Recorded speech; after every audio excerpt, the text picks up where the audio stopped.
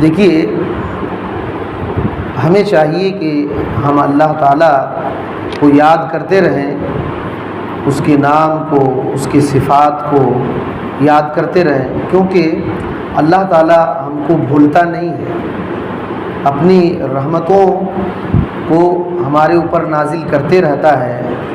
تو ہمیں بھی چاہیے کہ اللہ تعالیٰ کو نہ بھولیں، کیونکہ قرآن مجید میں اللہ تعالیٰ نے یہ بیان کیا ہے سورہ احزاب میں، جو 30/3 نمبر کی سورہ ہے، اس کی 40/1 سے لے کر 40/4 تک کی جب آیتیں پڑھیں گے تو بندہ خود بخود اللہ تعالیٰ کو یاد کرے گا۔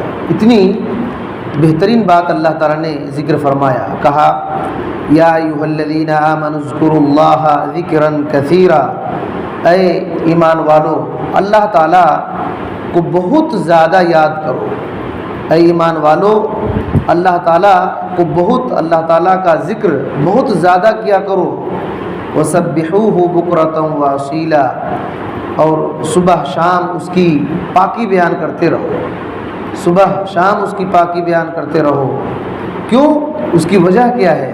کہا هو الذی یصلی علیکم وملائکتہ لیخرجکم من الظلمات الی النور وکان بالمؤمنین رحیما۔ وہی اللہ ذات ہے، اللہ تعالیٰ کی ذات وہ ہے جو تم پر اپنی رحمتیں بھیجتا رہتا ہے، وہ اللہ تم پر اپنی رحمتیں بھیجتا رہتا ہے، اور فرشتے تمہارے لیے رحمت کی دعائیں کرتے ہیں۔ اور کیوں ایسا ہوتا ہے؟ کہا لیخرجکم من الظلمات الی النور، تاکہ تم کو اللہ تعالی اندھیروں سے نکالے اور اجالے کی طرف لے جائے، اجالے کی طرف لے جائے۔ وکان بالمؤمنین رحیما، اور اللہ تعالیٰ مومنوں پر بہت ہی زیادہ رحم کرنے والا ہے۔ اور جب قیامت کے دن ہوگا تو کیا ہوگا؟ تحیتہم یوم یلقونہ سلام وأعد لهم اجرا کریما۔ جب قیامت کا دن ہوگا، اللہ تعالیٰ سے ملاقات جب کریں گے تو اس کے فرشتے سلام پیش کریں گے، سلام پیش کریں گے، سلام پیش کریں گے، تحفہ دیں گے سلام کا۔ اور اللہ تعالیٰ نے کہا کہ ان کے لیے عزت والا اجر تیار کر کے رکھا ہے، عزت والا اجر اللہ تعالیٰ نے تیار کر کے رکھا ہے۔ تو اسی وجہ سے اللہ تعالیٰ کو کبھی نہیں بھولنا چاہیے، بھولنے سے ہمارا نقصان ہے۔ وہ اللہ تعالیٰ اپنی رحمتوں کے ذریعے سے ہم کو یاد رکھتا ہے، بھولتا نہیں۔ تو ہم کو بھی چاہیے کہ ہم کبھی بھی اللہ کو نہ بھولیں، اللہ کو نہ بھولیں۔ اس آیت کریمہ کی تفسیر میں حضرت عبداللہ بن عباس رضی اللہ تعالیٰ عنہ فرماتے ہیں کہ اللہ تعالیٰ نے کوئی بھی کام جو فرض کیا ہے اس کی حد بنایا، اس کی حد بنایا۔ کوئی کام دن میں ہے، کوئی کام رات میں ہے، کوئی کام مالدار کر سکتے ہیں، کوئی کام غریب کر سکتے ہیں، اس طریقے سے حد بنایا، لیکن ذکر کا کوئی حد نہیں بنایا، ذکر کا کوئی حد نہیں بنایا۔ کوئی بھی کام فرض ہے، اگر بیمار ہے تو عذر ہے، اور اللہ تعالیٰ نے اس کے عذر کو بھی قبول کیا ہے، لیکن ذکر کے لیے اس طریقے سے کوئی بات نہیں، بیمار ہو، صحیح ہو، چھوٹا ہو، بڑا ہو، بیٹھا ہو، سویا ہو، کھڑا ہو، ہر حالت میں ذکر کر سکتا ہے۔ اسی وجہ سے اللہ تعالیٰ نے کہا کہ اللہ تعالیٰ کو بہت زیادہ یاد کرو، اللہ کا ذکر بہت کرو۔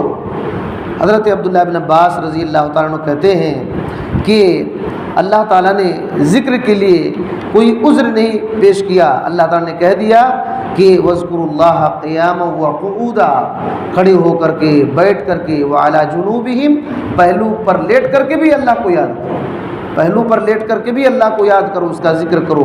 بِاللَّيْلِ وَالنَّهَارِ، رات میں ہو، دن میں ہو، فِي الْبَرِّ وَالْبَحْرِ، خشکی میں ہو، سمندر میں ہو، فِي السَّفَرِ وَالْحَضَرِ، سفر میں ہو یا تو حضر میں ہو، گھر پہ ہو، والغنی والفقیر، چاہے مالدار ہو یا فقیر ہو، والصحہ والسقیم والسقم، چاہے صحت مند ہو یا بیمار ہو، والسر والعلانیہ، چاہے پوشیدہ چپکے چپکے اللہ کو یاد کرے یا تو زبان سے بول کر کے یاد کرے، وعلی کل حال، ہر حالت میں اللہ کو یاد کر سکتا ہے، اللہ کا ذکر کر سکتا ہے۔ تو اللہ کا ذکر اس طریقے سے ہے۔ اور ایک بات یاد رکھنی چاہیے کہ یہاں اللہ تعالیٰ نے کہا کہ اللہ وہ ذات ہے جو تم پر صلات بھیجتا ہے، تم پر صلات بھیجتا ہے. یہاں صلات کا لفظ ہے. والذی یصلی، والذی یصلی، وہ اللہ تعالیٰ ہے جو تم پر صلات بھیجتا ہے، علیکم، تم پر. جب اللہ تعالیٰ کی طرف سے صلات کا لفظ بندوں کے لیے ہو تو اس کا دو مطلب ہوتا ہے.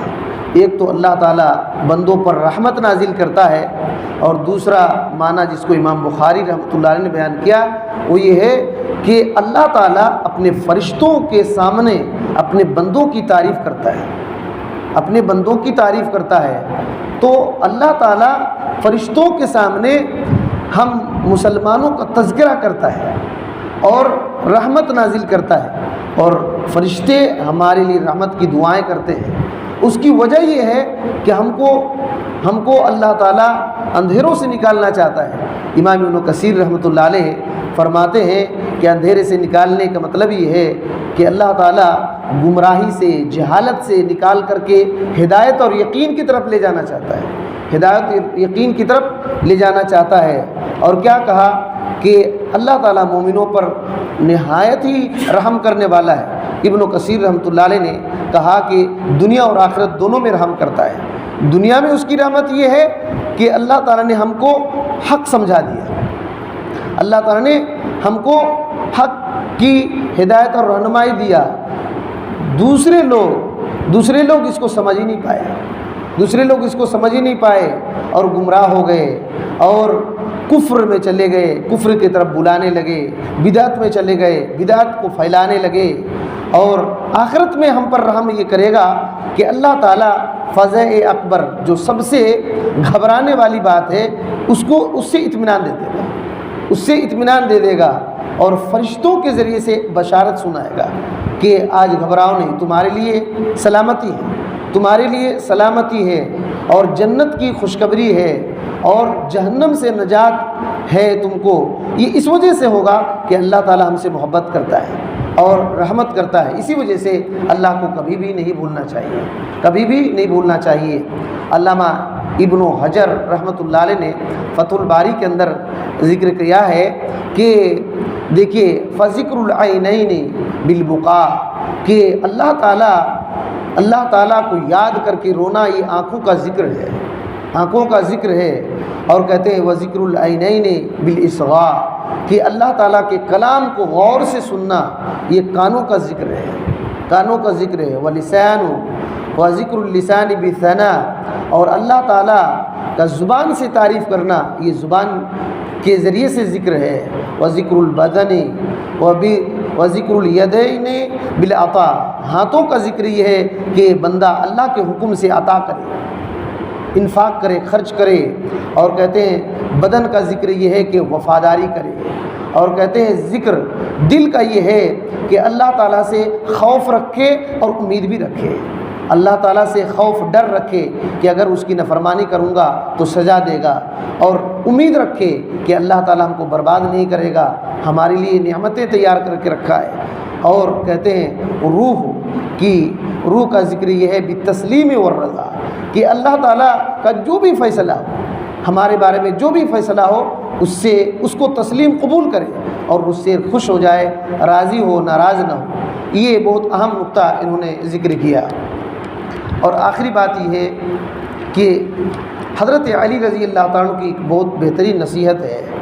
حضرت علی رضی اللہ تعالیٰ عنہ کی بات حسن سند سے ذکر ہے. امام بیہقی رحمۃ اللہ علیہ نے مدخل کے اندر ذکر کیا ہے. حضرت علی رضی اللہ تعالیٰ عنہ کہتے ہیں لا تخشى عبد الا ربہ، بندے کو اپنے رب کے سوا کسی سے نہیں ڈرنا چاہیے.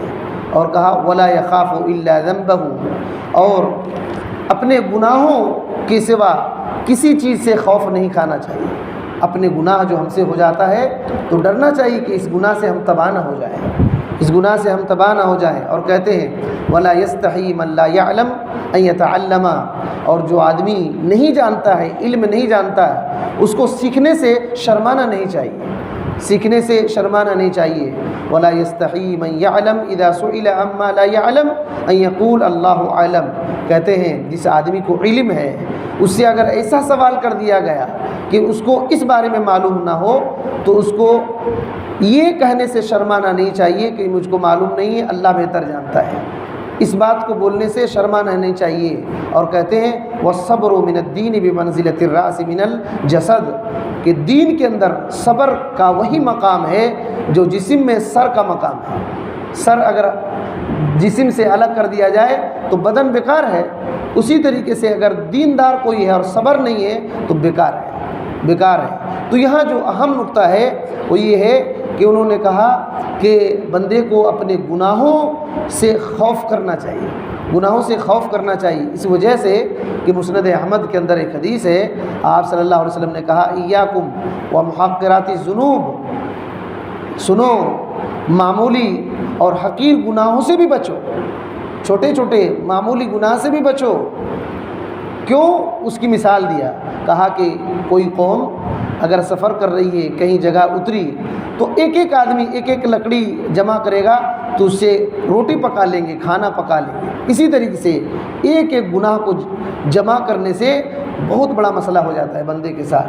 کہا کہ ان محقرات الذنوب متى یؤخذ، کہ حقیر گناہ پر جب انسان کو پکڑا جائے گا تو اسی گناہ کی وجہ سے بندہ ہلاک ہو جائے گا، انہی گناہ کی وجہ سے بندہ ہلاک ہو جائے گا۔ امام ابن قیم رحمۃ اللہ علیہ کہتے ہیں کہ گناہوں کے نقصانات میں سے، سزا میں سے یہ ہے کہ گناہ تمحق برکت العمر، عمر کی برکت گناہ مٹا دیتا ہے۔ اور کہتے ہیں برکت الرزق، رزق کی برکت مٹ جاتی ہے، برکت العلم، علم کی برکت مٹ جاتی ہے، برکت العمل، اور عمل کی جو برکت ہوتی ہے وہ گناہ مٹا دیتا ہے، برکت الطاعہ، اطاعت کی برکتیں چھین لیتا ہے۔ اور امام مجاہد جو حضرت عبداللہ بن عباس رضی اللہ تعالیٰ عنہ کے شاگرد ہیں، وہ کہتے ہیں کہ چوپائے جانور گناہ کرنے والے پر لعنت بھیجتے ہیں، گناہ کرنے والے پر لعنت بھیجتے ہیں۔ کب؟ جب بارش نہیں ہوتی ہے، جب بارش نہیں ہوتی ہے تب۔ اور کہتے ہیں کہ اے ابن آدم، تمہارے گناہ کی وجہ سے بارش نہیں ہو رہی ہے۔ تو اس طریقے سے بات ہے، گناہ چھوٹے ہوں یا بڑے ہوں اس سے ہم کو بچنا چاہیے، اور اللہ تعالیٰ سے کبھی غافل نہیں ہونا چاہیے۔ اللہ تعالیٰ سے دعا ہے کہ اللہ تعالیٰ ہمیں ان سب باتوں کو سمجھ کر عمل کی توفیق دے، آمین۔